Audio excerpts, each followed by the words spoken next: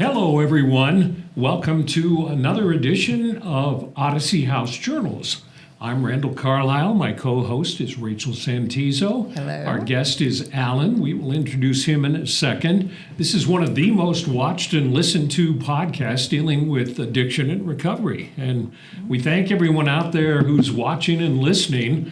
And we go all the way around the world from our analytics. So if you're watching in some foreign country, we hope you understand us. I guess you wouldn't be watching if you didn't, right? That's true. Yeah. I always try to start with some news. This blew me away. I'm already giving it away because it's a surprise, but who would you think? Would you think there'd be more people smoking pot or smoking cigarettes in America? I have never thought about that. Well, now that it's kind of legalized, maybe the pot? That's what I was going to say. You're right, but the numbers surprised me. A new Gallup poll finds for the first time on record more people in the U.S. are smoking marijuana than cigarettes. The poll found only 11% of Americans say they smoke cigarettes, and that compares with 45% of Americans back in the 60s smoking cigarettes. In contrast, 11% of Americans now say they smoke cigarettes. Okay. In contrast, 16% of Americans say they smoke marijuana, compared with just 4% back in 1969. That is interesting. And there's a lot more that could be added to it, because then you add the vaping. Is that considered smoking? And so it's a little bit interesting. I wonder what that would be. The poll found, what would you guess? If you ask Americans, what percentage of Americans had tried marijuana, not smoking it regularly, but had tried it? I would say 79. I would say there's a lot more than what is saying, because especially back then, because it's I don't smoke pot. Yeah, 79% have tried it. 48% say, My but that's numbers are half high. of all Americans say they tried marijuana. Yeah. Which is pretty incredible if you think about it. I wonder in the next couple of years what that number is going to be. It will skyrocket, Yeah, I'm sure. absolutely. Triple I'm sure. digits. Good for them. So our guest is Alan. Can I say your last name? Yeah. Malmstrom.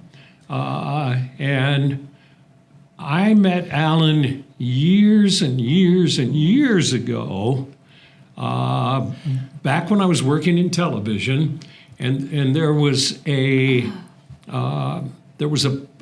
and we were doing a feature on this place that provided, what was the name of it, the place where you lived?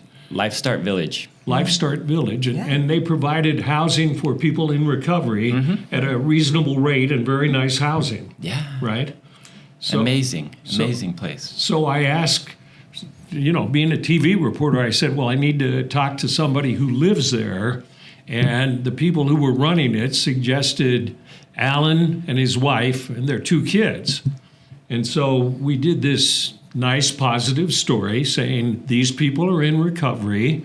And we took cute little shots of them playing with their kids on playground equipment and things like that. And it was a real positive story. And I didn't have any connection to Alan and his wife for several years after that.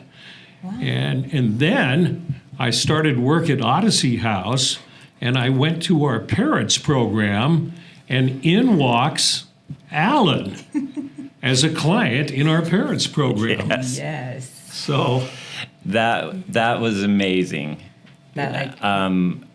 I can't tell you how much joy that brought to me. So unfortunately, after Life Start Village, we had some things happen in life. A back injury, we lost a child, and it spiraled, and we went back out, but then found Odyssey. So you relapsed. Yes.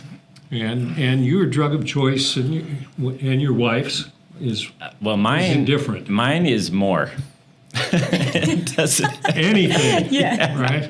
It's let's do that, and we're gonna do more. But so heroin and methamphetamines is the ones that are the evil that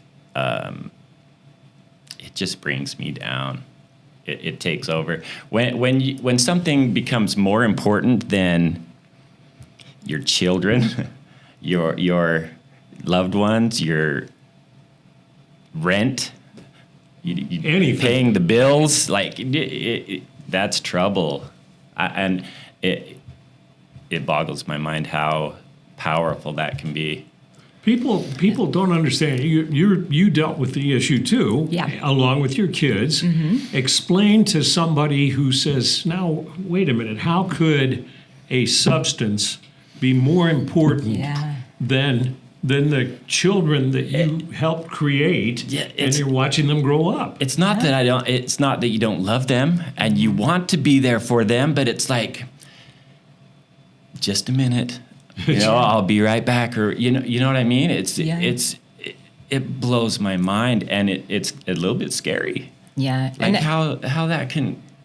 How was it with you? Well, I think you lost custody. I did. I actually loved my kids so much I signed the rights over because I wasn't being any type of mom or woman. There's a point where it's like fun. Using, right? Yes. And then there's a point where you have to do it just to get out of bed. It's no longer fun, but it is your everything 24/7, and it only lasts for so long. And so that is the first thing and the last thing that you want all day long, because you don't want to be sick. Being sick feels like death, and you can't show up for your kids. So really what you do is you use so you can show up for your kids. As crazy as that sounds, that is. Because you feel normal. Yeah. After you use. Right. And so you can show up for your kids, but not at the beginning or the end. Right, absolutely. It's insane. It is. Well, it's described as insanity. And I think that it's easy to like look at someone when it comes to their kids and say those things, but it's also, take a step back and look at this health condition that we have that's affecting America and how strong it is. Yeah. Not the people in it that are doing, that are using it and You're doing a bad those person. behaviors. Yeah, actually realizing what we are dealing with today. Because we're not bad parents and we're not these bad people. Actually, I had morals. I was living against every fiber in my body by doing those things. And you have, I will never do this, I will never do that. Like that's bad. But then it gets to that point where you're checking those things off. Like, I will steal from my mom. I will. I know. You know what I mean? Like. And I love how you said that, because the first time I used heroin, I used the needle. And the reason for that, the very first time, and the reason for that is because I didn't want to smoke. I never smoked drugs because I didn't want it in the air to affect my kids. Yeah, see? So you'll give up custody of your kids, but you won't smoke heroin because... Exactly. Well, I had custody of them at the time, and I didn't want the film, and I didn't want it to affect him. So if I used the needle, it only affected me. The bottom line, and I hope people watching this podcast who don't understand addiction, is the insanity that goes on in someone's mind. I mean, like your thought process there was all screwed up. Oh, very much so. It's a little skewed. Yeah, a little bit. I was just the opposite. I was like, I'll smoke anything. If I could smoke it, then I'm down. But then, and it was like always like, oh, the needle. That's pretty bad, because I grew up, I've seen a lot of things growing up, so I'm like, oh, that's bad. Like I said, check. Yeah, exactly. I will now do that. So check. How did you get into Odyssey's parents program? I got lucky. I really got lucky. So I was at the VOA again. Like I've been to the VOA detox at least 15 times. They know you. Hi, Alan. Come on in. Yeah. VOA.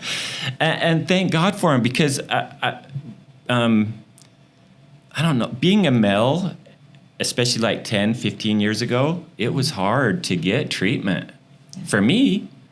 Yeah. Because I tried. I was like, well, I need something. I need help. Right. It was at that point where it's like, well, I know I need help, but like I don't know what to do.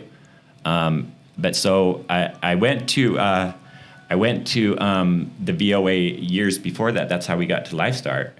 I found this little sober living place, and it was just. That's when I found out bed bugs was real. Oh yeah. I thought that was just a story they told you, don't let the bed bugs bite. But they're real. What about? So you get into the parents program. Yeah. And obviously there was an opening. And for those of you who don't know what the Parents Program is, it's a program I love at Odyssey. absolutely. It's amazing. Where dads and moms get to live with their kids while they're going through treatment. And we have a child services area that takes care of the kids during the daytime while the mom and dad are going through treatment.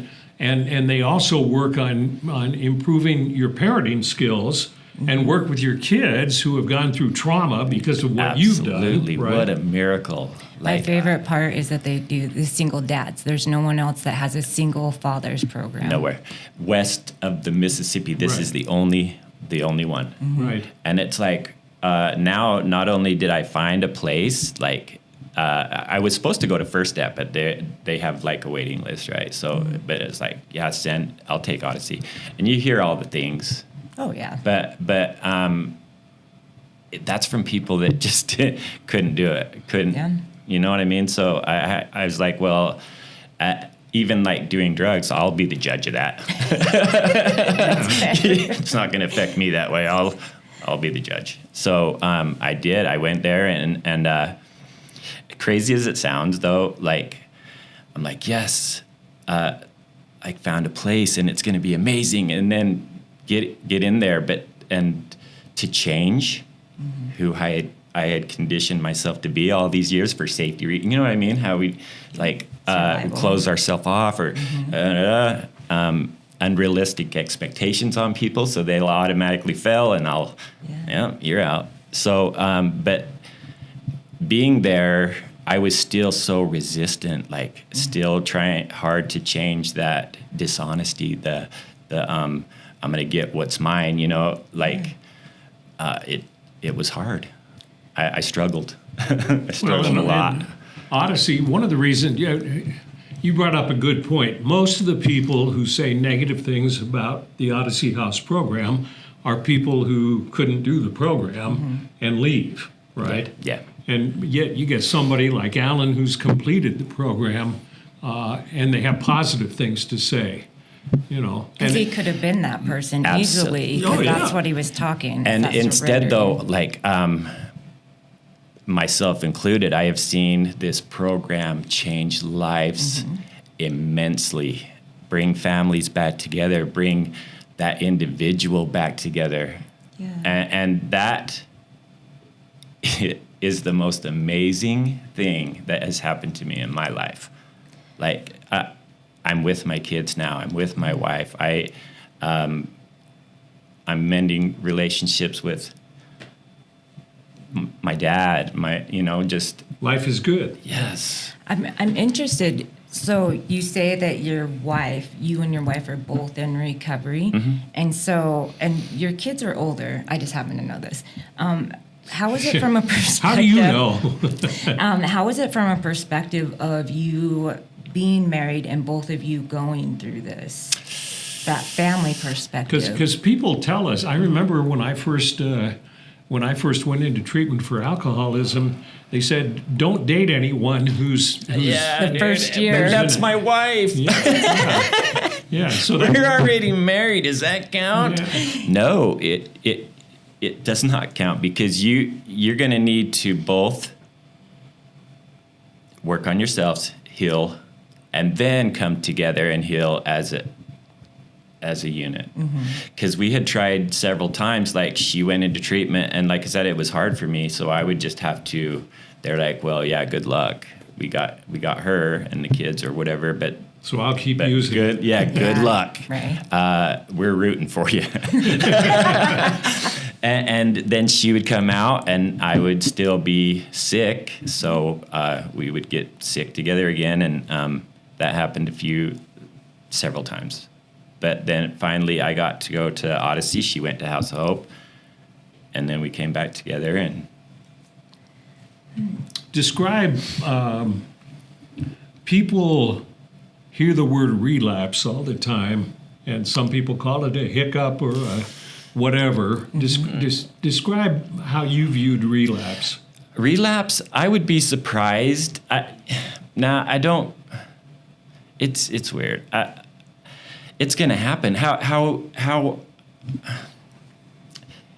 I'm surprised when it doesn't happen, let's put it that way, because it's hard to just shut off who we have become all these years.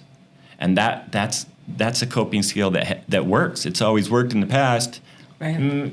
Yeah. At least we tell ourselves that, right? Right. But a death in the family, you get fired, you have a fight. Or the positive too, though. We focus on the negative, but say celebration, getting off paper. We have every reason to use. I used to get drunk if I was feeling down and things were going bad. But if I'd get a raise and a promotion, I'd also go out and get drunk. Yeah. So, but the unfortunate thing, though, is the relapse in this day and age, especially that can be death to us. And I know from experience that the relapse happens, and still I think I can test these things, but like it's bad. It's always bad. It doesn't work anymore. It's not. The scenario is this, is especially if you're on opiates, is okay, you've been in jail or you've been in treatment and you've been clean for a while. Well, your body builds up a tolerance for opioids when you use them. But a lot of people, if they relapse, use the same amount that they used before they were sober for a while, and it kills you. Yeah. So then that relapse can be death. So that's pretty freaking serious. Yeah. I think there's another side to just the word relapse, because for me, I feel if I relapse, then I'm going to ruin my life. Like, that's just how I feel, because the way I'm going to be looked at, the way I'm going to be judged. I fought so hard, but I just ruined everything. I'm a loser. Yeah, like it will go right back.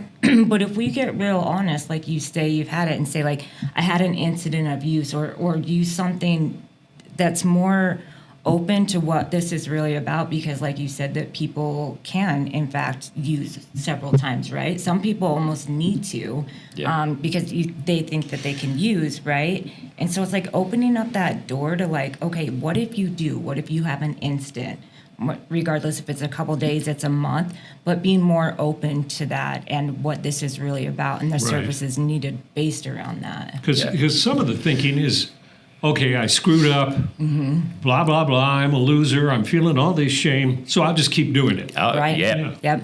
Gung-ho. The thing that's different now, though, for me, is that with Odyssey and the things that I've learned is that you can kind of play that tape through where, okay, if I use, I'm trading this, my kids, my house, my car, you know what I mean? Like all those things. And if I did slip, I would be like, help. Yeah. Right. This and is you know where I'm to at. go. That you could ask for it. Yeah, I need help. And nobody would turn you down. No. I can't think of, and we're not trying to push Odyssey House in this podcast, but if you came into our admissions or First Step or House of Hope and say, I was sober for how many months, and I had a hiccup or a relapse or whatever, I need help, they're not going to turn you away. No. And building those relationships, though, too, like this sober support, that like even being here right now, I'm coming behind a lot of amazing people I've seen in this chair, so that's pretty it's honoring. What is different for you this time? This time, you mean being sober? Learning the tools, because even before Odyssey, I had got sober many times, but that piece of being able to reach out, that was not there. So if I slipped, it's months, if not years. And that's one of the reasons people hate Odyssey, is because it forces you to be, if it works, forces you to be honest and know Integrity, about reaching honesty. out for help and understanding why you were doing what you were doing. That's one of the keys. You know? Yeah. And people don't like to do that. Right. But it's once you Accountability's a bit. once you push through it, it's so much lighter when you don't have to live in this world, in your world, like trying to keep up with your lies or deceit or hurting people. Yes. It's so much easier. I used to get drunk and screw around on my wives. Okay, then you come up with lies. you know, and then you've got to remember the lies that you told and make sure that they correspond with the lies that you told. And it's just, and it's so nice just not doing any of that. So freeing. It is like free at last. All those things, like the way that we were living, the way I was living before was like that constant lies and secrecy. And I hear a lot of people say too, oh, it's the snitch program. It's accountability, dude. And yeah, it's uncomfortable at first, but my God, is it freeing? And then you also want like people to hold you accountable when you have been freed from all that. Because I can't. Yeah, if you see something in me. At first, you can't. So if please. you care about me, call me out because it is life or death. If we do have an incident of use or anything, it is. Yeah. So if you really care about me, you're gonna call me out. Right. That's what I think a real friendship And is. you'll end up being like, dude, thank you. Yeah. Thank you for holding me accountable because I couldn't at that Maybe time. not at first, but I promise you Yes. will. You bitch, why'd you do this? Now that I've learned, though, Notice I like, called thank you that. you because you did care Yeah. when I couldn't. So, I think it's really cool because now your wife also plays a part. yeah. Tell us about that. So I didn't get this either. She said, well, Odyssey saved my life too. And I'm like, And you went to House of Hope. Yeah. You're like, I don't even know what you're saying. Well, they gave me you back. And I was like, oh. And so now she is a part of Odyssey as well. And it's like, I get goosebumps. It's like, it's amazing. She's a beloved part of Odyssey. I work with her, and we should talk about you working at Odyssey now. And that's not why we have him on. We have him on because he has such a great story. But you're doing what at Odyssey? So peer support. I started as support staff a couple months, and then I went into peer support, got my certification, and now I'm peer support supervisor. But And people love you because I've talked to a lot of clients. Well, some of them hate you, but you know. But again, What is peer support? peer support, it's somebody that has the experience of going through this addiction, and like it's the first like resume that I've done where you actually put down your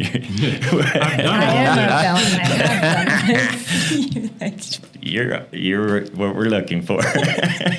That's refreshing. But what an amazing deal though to go and share my experience with people and say that, dude, it's possible. I was a bottom rung junkie and I have made it, you know what I mean? I made it through that and I know it's possible.